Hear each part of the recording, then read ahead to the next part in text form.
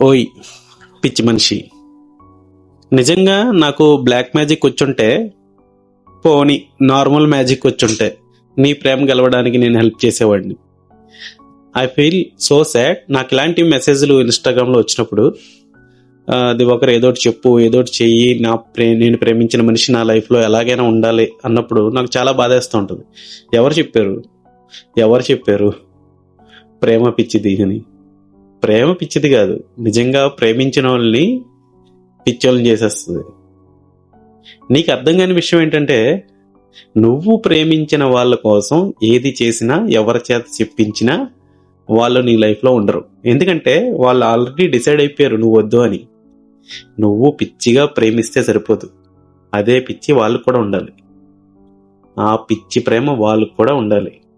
ఇది నీకు యాక్సెప్ట్ చేయడం చాలా కష్టం, బట్ అది నిజం.